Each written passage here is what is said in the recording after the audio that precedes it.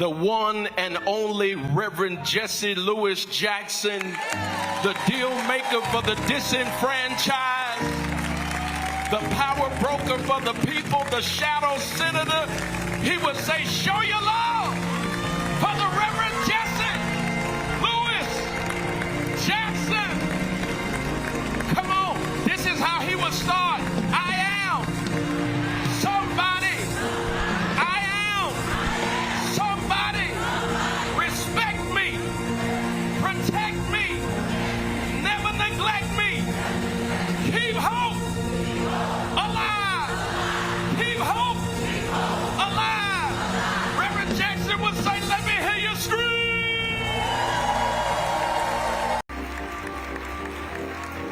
I want to apologize in advance to Governor Gavin Newsom, California, Governor Westmore, Maryland. Come on, clap your hands and let's celebrate them. So grateful to have you. I want to apologize in advance as I introduce the governor of the greatest state in these United States of America, Governor J.B. Pritzker.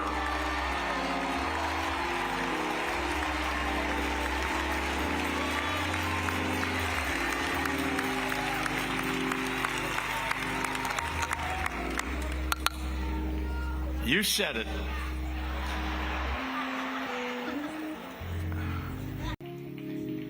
And you could feel his spirit in the movements for justice that have grown from the seeds that he tilled.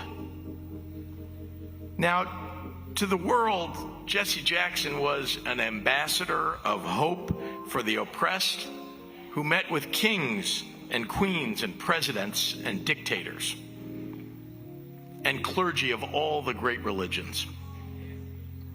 But here in Chicago, he was our neighbor.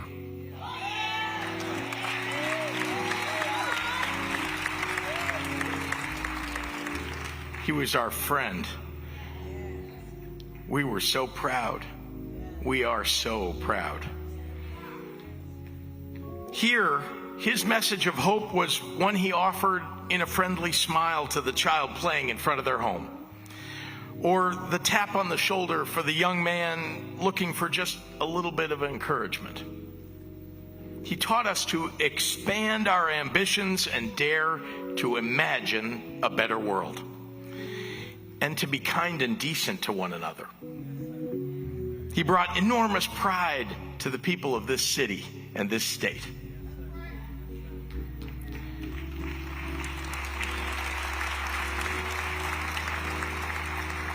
And on a more personal note, it has been an honor that my relatively short time in public office overlapped with Reverend Jackson's long tenure.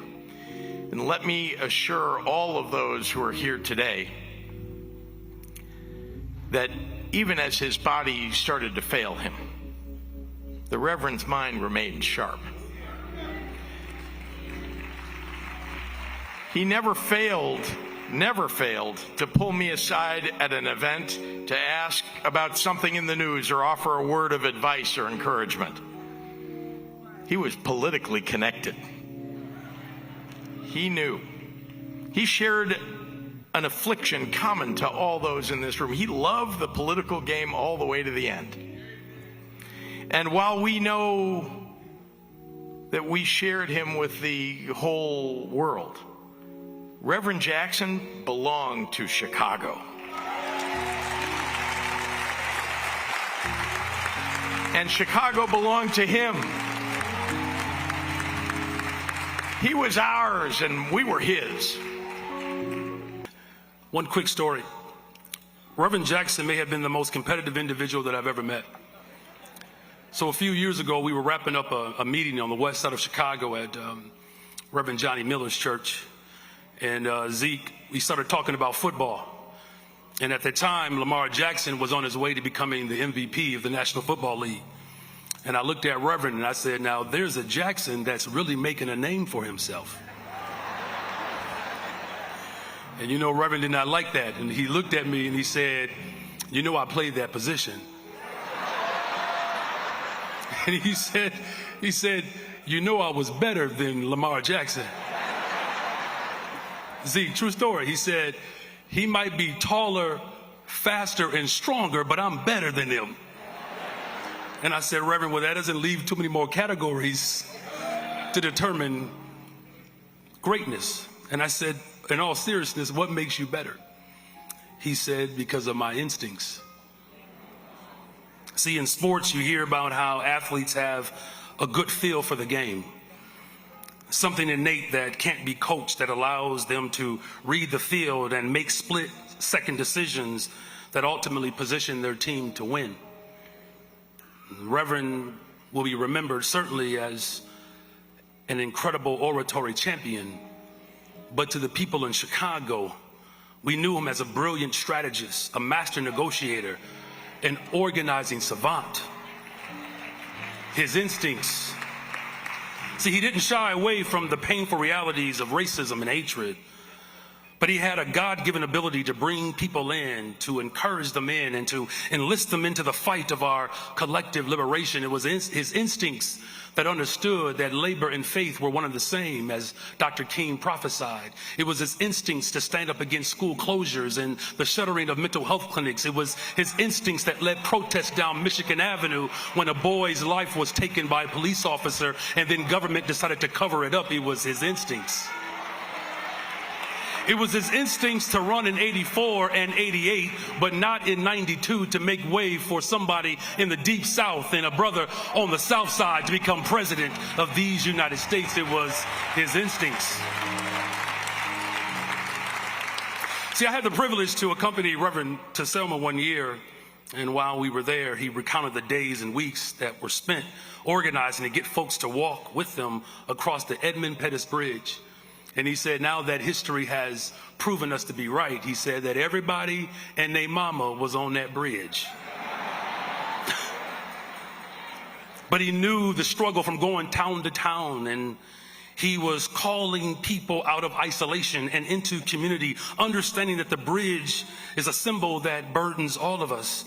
It's what connected us. It's what was waiting for us on the other side. He had a feel. His instincts understood that that bridge was a representation of the cross.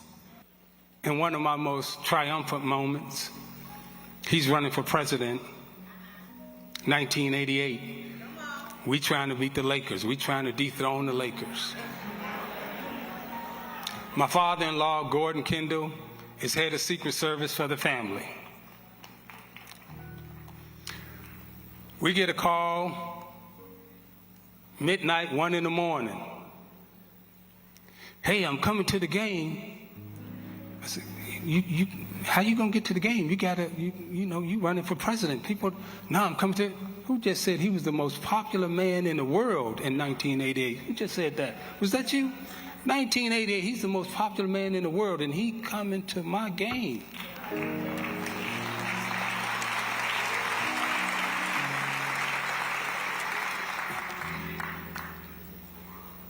He shows up at the game in my most triumphant moment. We win. He walks in and he kneels and he says a prayer. Then he lifted me up on those big, broad shoulders again. And he left. Years later, my mother passed away. And when my mother died, all of Chicago came out, representatives showed up, and we were at our lowest moment. And Reverend Jackson walked into the church.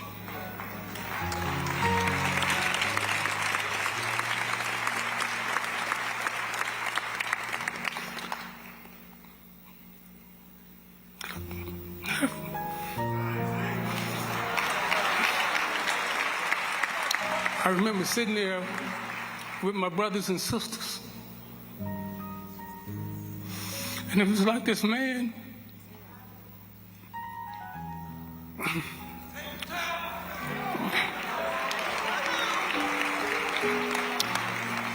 This man who's been there my whole life.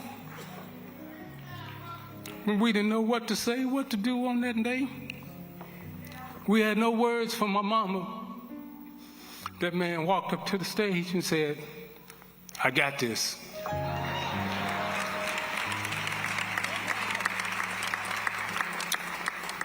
And he sent my mama off, beautiful words and everything else. While we were at our lowest, again, he came and he lifted us up on those broad shoulders. I got to know the Reverend and his family over the years, and as I watched his children follow his example of service, I came to appreciate the conviction that drove him and that he had passed on, the faith that guided him and that he had passed on. And it was a faith that didn't waver, a flame that burned bright, even as his body began to fail. The last time he and I had a chance to visit in person, he was already ailing. It was getting difficult for him to stand, difficult for him to speak. We were in Hyde Park, in a hotel room. I embraced him and figured we'd just have a low-key visit. Maybe he'd need some rest.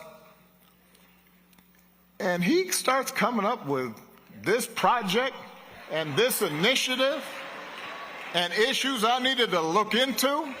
And here's some commentary that he would suggest, and some phrasing that he thought might work, and maybe we might co-write an article.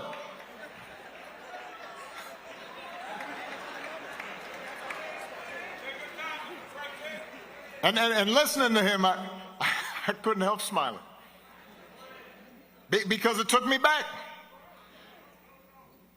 And I started reminiscing with him about those Saturday mornings at Push and the breakfast that he'd host, you know, away from the full meeting. And I didn't get a chance to go to that until I was a state senator, and probably Meeks invited me. So I was like, you know, I was tagging along with Meeks. And he'd pull out a piece of paper, you know, he'd scribbled some stuff, and he'd start passing out assignments and pulling together working groups and asking for updates on the latest campaign. And I'll admit, let's face it, those sessions could run a little long and did not always follow Robert's Rules of Order.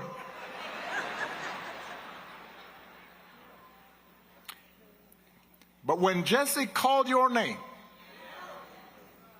and acknowledged you in that room, especially if you were young, especially if you were just coming up, especially if you weren't sure you could pull off what you thought you might be able to do, especially when you needed help. When he did that, you stood up a little straighter. You knew you'd been seen by this giant. He'd laid hands on you and let you know you had a contribution to make. And so that day, I told him how much that meant to me and how much it meant to so many lives that he impacted. And I told him thank you, because I'd always be grateful for that legacy of hope.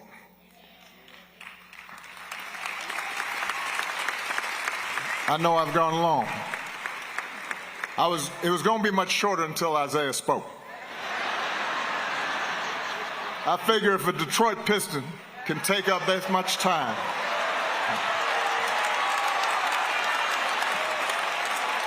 it was beautiful, and I mean that. Love me some Isiah. Ladies and gentlemen, the 46th President of the United States, please welcome President Joseph Biden.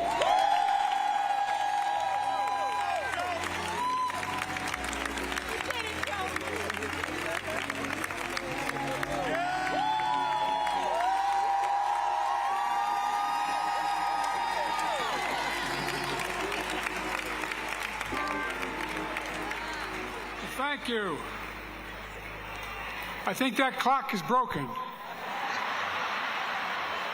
I'll try to keep this under 2 minutes. I knew Jesse We're both young. I'm only 83. There's a, I'll tell you laughing at it. That's 40 times 2 plus. But all kidding aside, we came up through the same time. I knew Jesse, and history remembers him. I knew he was determined and tenacious. I knew he was underrated, undeterred, and unafraid. Not a joke. And more than most, Jesse was dedicated with every fiber in his being to redeeming the soul of America. The soul of America. You know, Jesse came up and I came up together as leaders in the Democratic Party. We had very different backgrounds, and in some cases even different views, but never on race. Sometimes we went at toe-to-toe. We disagreed on some issues. But that's what I actually admired most about Jesse, his passion. He was passionate. His passion, the courage of his convictions. And you know, his courage inspired a hell of a lot of us, even though we were the same age. You know, with his captivating presence, his stirring words, he would be easy for history to mistake Jesse for a firebrand.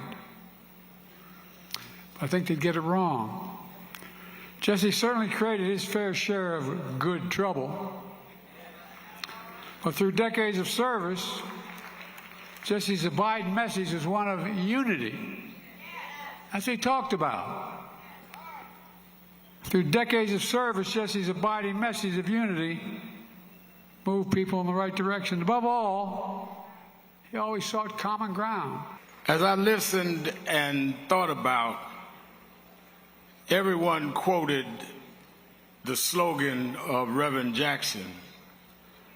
But I want to, in my few minutes, and if you take Brother Biden's minutes and other minutes, I come out of the Jackson School of Thought. They told me 4 minutes, which means 8 in Jacksonian language. But I never will forget 1994.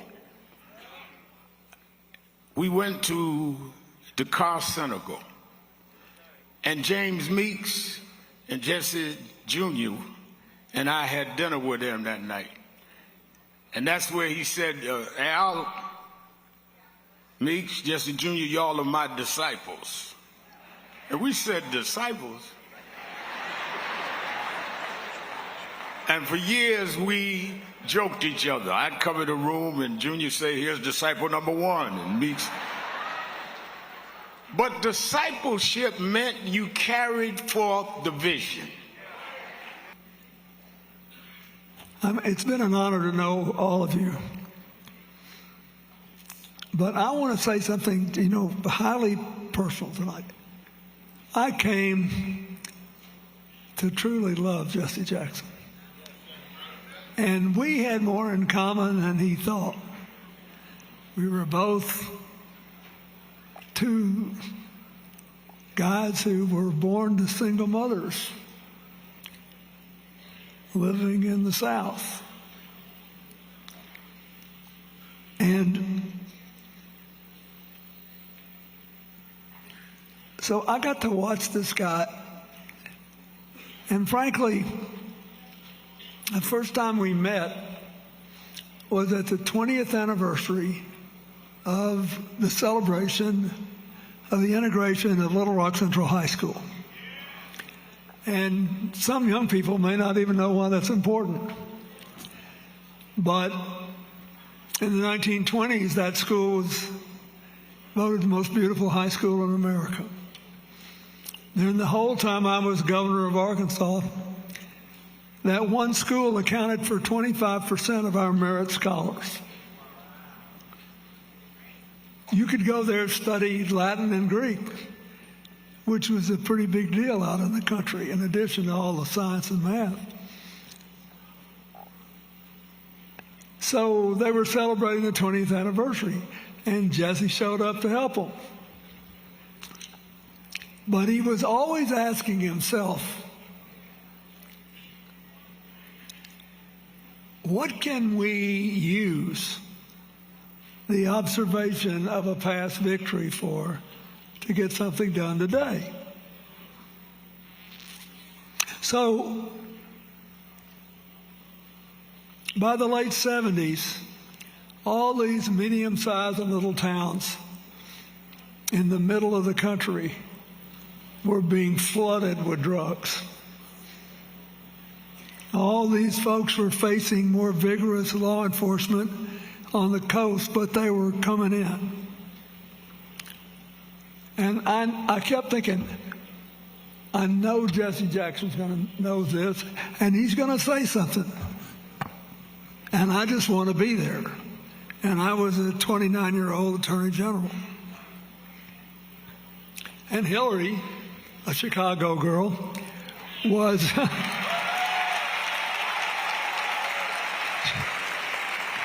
she was practicing law and supporting us because the salary was almost non-existent.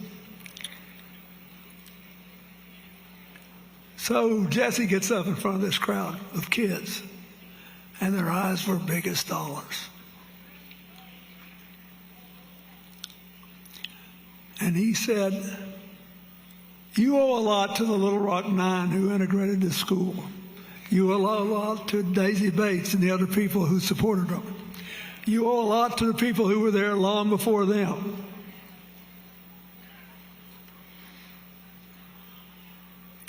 You cannot take this achievement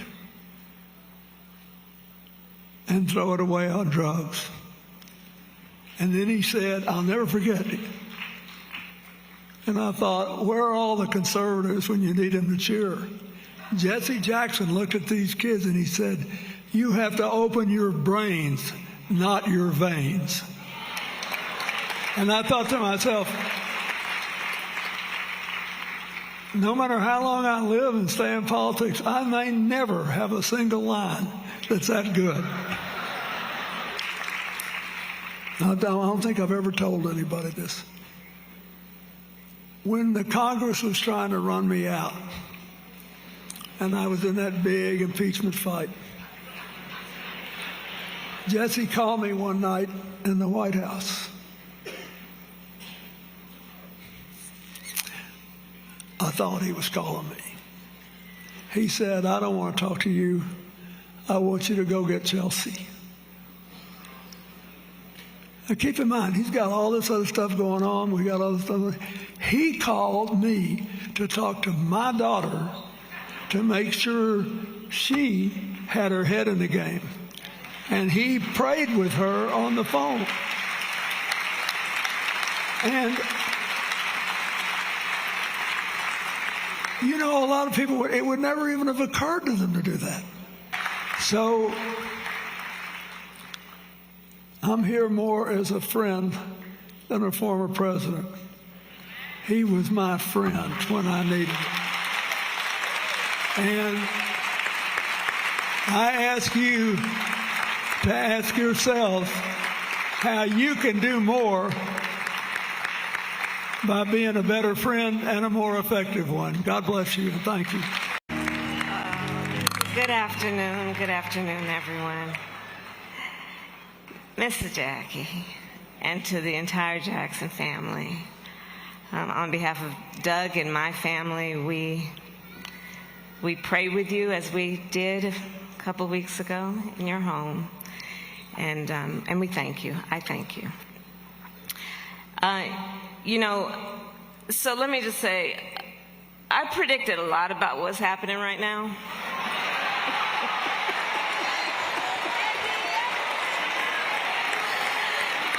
I'm not into saying I told you so, but we did see it coming. But what I did not predict is that we would not have Jesse Jackson with us right now to help us get through this.